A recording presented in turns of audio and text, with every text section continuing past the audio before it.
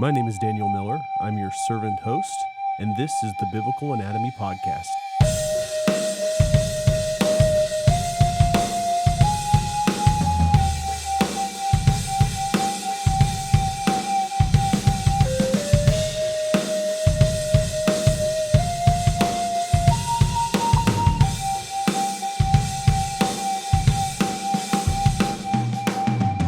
Hello and welcome to the Biblical Anatomy Podcast.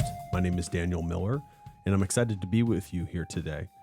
Each week, we release a new episode of the Biblical Anatomy Podcast, and in an every other week format, we alternate between a biblical question, a biblical anatomy question, if you will, that aligns with the coursework and things we do at Biblical Anatomy Academy, and then the opposite week is a progression in our Bible study.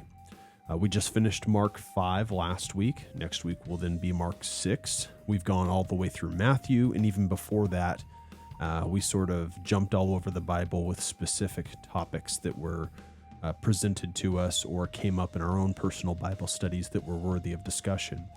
But around August of last year, we decided that we were going to start with Matthew 1, and we were going to proceed through the New Testament and eventually go through the Old Testament as well. And so now about 8 months later, we are in Mark 5. And like I said, we concluded that last week. For those of you that are exclusive members, you probably heard that episode and you see it in your feed.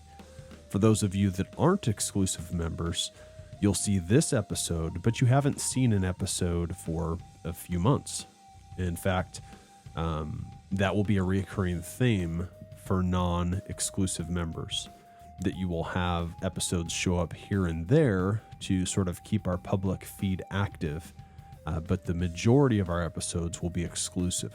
In fact, in addition to the exclusive nature of the episodes that we record, even when we record something like this episode that is public, there's a 2-week early access for members. And so exclusive members heard this 2 weeks ago. Public finders of this episode of this podcast, the Biblical Anatomy Podcast, found this today or whenever you found it. And so there will be that 2-week delay for the public nature. And so we encourage you to go to our website, biblicalanatomyacademy.com. You can also get there by a new domain that we have, wearebaa.com. And you can see our podcast, click on podcast, and it'll take you to our support page, where you can become a member. Once you become a member, we'll send an automatic email to you that will have a RSS link. You can copy that and paste that into the Apple Podcasts, Spotify Podcasts, any of the podcast players, and then you can follow the exclusive episodes through that link. It'll actually really nicely wrap up all the exclusive episodes and the public episodes, so you have it all in sort of one spot, and that'll be exclusive for you. There are 3-tier memberships that we have. There's a free one that's an option that all we ask for is your email for correspondence. And then there is a $12 a month one. There's also a higher tier that includes some coaching and things like that you may look into if you're interested. But it's really those 2 tiers that are focused for the exclusive nature of the podcast. So a little bit more of a winded introduction than normal because this is our first public episode in a couple months. We'll also have a public episode next week. Today, we're going to talk about homeostasis. And next week, we'll continue with our Bible study of Mark 6. After these 2 episodes are done, we're going to be exclusive for a little while. You may see a public episode released every month, every couple months. It kind of depends on the ebb and flow of our business. But that's the plan. So in order to be able to receive everything, we ask for your support in the work that we do. And again, you can go to our website and you can find that information. I'll also put our support page in the link as a link in the description below. So today, I want to talk about homeostasis as it pertains to our anatomy and physiology being biblical. In fact, I label homeostasis as God's survival mechanism or God's survival design for us. For those of you that don't recognize the term homeostasis and what that is, it essentially is your body's innate way of being designed to alter in a way that makes sense for our survival. Probably the easiest example of it is body temperature. Most of us have heard at some point in our life that our body temperature is 98.6 degrees Fahrenheit. Now that measurement depends on where you're taking it, but that's a fine number for us to start with. Any deviation from that 98.6 degrees Fahrenheit or 37 degrees Celsius is going to be a deviation outside of homeostasis. And what the body is going to attempt to do, and 99.9% of the time it is able to do, is bring us back to that homeostatic line or that point. So in temperature, we would define homeostasis as 98.6 degrees Fahrenheit. Again, that's 37 degrees Celsius. If we run a fever at, say, 100 degrees or 101 degrees Fahrenheit, our goal is then going to be able to bring ourselves back to that 98.6 degrees. Fever is a unique set of instances where we actually intentionally drive up our temperature. We temporarily disturb our homeostasis for a variety of reasons. Generally, this is most effective with bacterial infections, as bacteria tends to prey on hemoglobin within red blood cells. And what the fever does is it actually allows the spleen to sequester or hoard as many red blood cells as possible. And so in sort of an opposite Trojan horse sort of effect, the bacteria that follow into the spleen are met with a surprise of an attack from our immune system with white blood cells, also known as leukocytes. And hopefully we can destroy the infection at that point in a battleground that is more advantageous to us, at which point the fever would then turn off. Now, of course, if fever becomes extended or it goes too heightened beyond that instance, we want to seek some sort of medical attention. But the topic of this podcast episode isn't necessarily fever. It's just an example of how temperature can deviate due to the way that God has designed us. You can argue evolution and you can argue that these are just scientific facts and et cetera, et cetera. But as I continue to explain the nuance of different elements of our bodies, I think it becomes more apparent that we are designed, we are created. We're not just some accident. If you'd like, reach out to our email, podcast@wearebaa.com, and I'd be happy to send you a list of books. In fact, behind me in our bookshelf, right up here, I have a series of books that I would recommend to you if you're interested in the scientific side and what research is showing from a science perspective, that if this is all an accident, it looks like it's rigged. It's kind of like if somebody won the lottery and they were selected on purpose. There was a rigging involved, and there's evidence that points to it not having been a fair chance lottery draw, that someone who's a friend of a friend won, and it looks fishy. That's essentially what scientists are doing as they examine the beginning of the universe and the creation of man. Things simply look fishy, like we shouldn't be here. The Earth shouldn't fall within this sort of Goldilocks zone of the solar system, whereas if we were too much closer, like Venus, Earth would be inhabitable. If we were too far out, like Mars, Earth would be inhabitable. So Earth had to sit exactly where it sits. Even our solar system in the Milky Way, it's sort of in a Goldilocks zone. It's not too close to the center of the galaxy, and it's not too far away. I won't go too far beyond that, although I am interested in those topics. I, by trade, am not someone who is qualified to study the solar system, planets, stars, any of that stuff. I'm just a fellow Christian that loves reading that sort of stuff. It's interesting to me because I understand it as God's design. But what I am an expert in speaking to is human anatomy and how we're designed. Homeostasis, again, the topic of today, is one of many examples that shows that this did not happen by accident. This is too elaborate for us.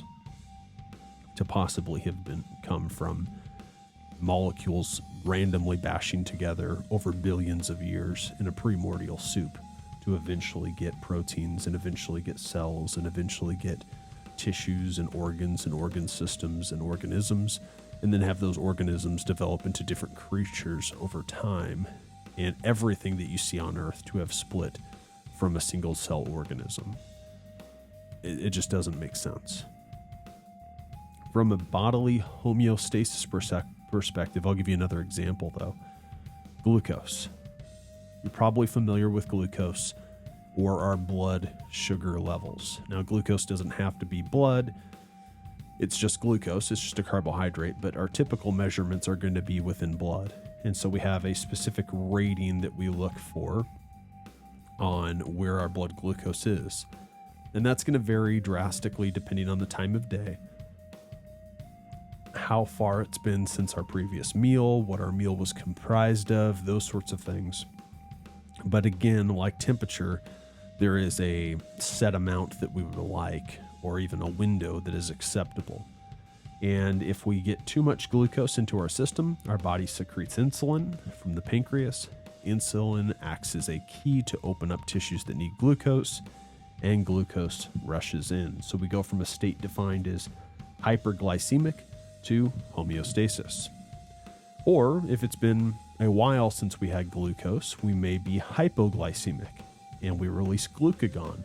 And glucagon goes to essentially the same spots that insulin does, opens up the tissues that have glucose and releases that into the bloodstream so that we can make sure blood is where it needs to be. Blood's sort of the manager of all this. It takes glucose and it puts it in the spots that need it most readily. For instance, your brain probably needs glucose, a more steady stream of glucose than, say, your gastrocnemius, your calf, does.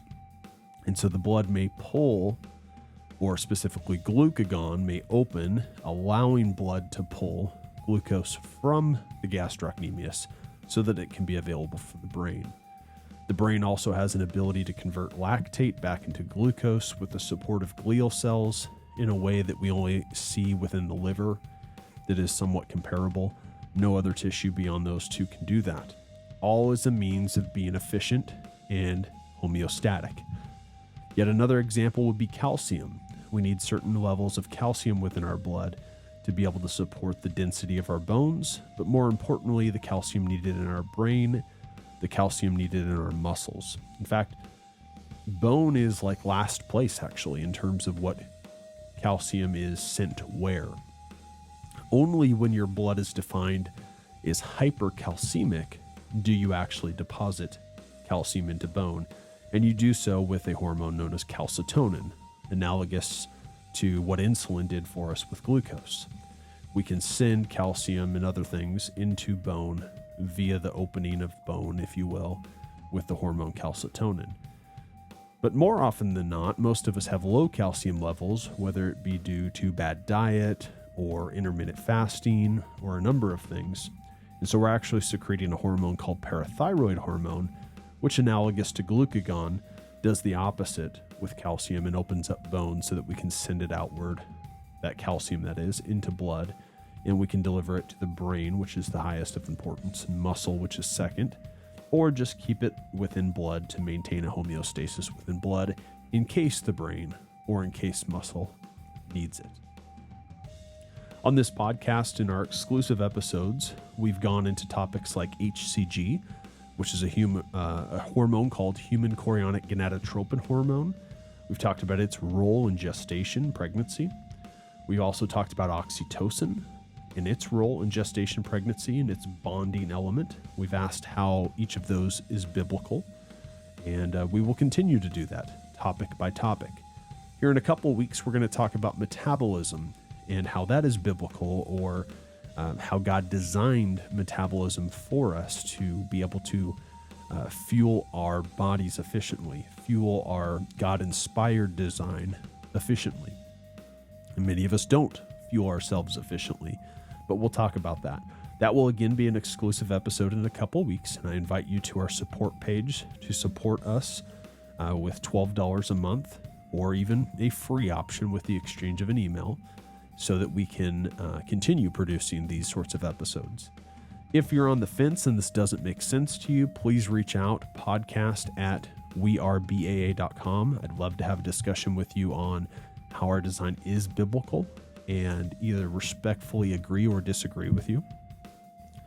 And if you wholeheartedly agree, you love what we're doing and you want to support us and you're not an exclusive member, please consider that $12 a month. It moves mountains for us and what we're able to do.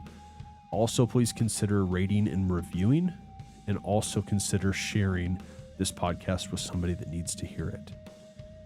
I hope you have a wonderful rest of your day, and I look forward to seeing you in 1 week's time to talk about Mark chapter 6. We love you, and we thank you, and God bless.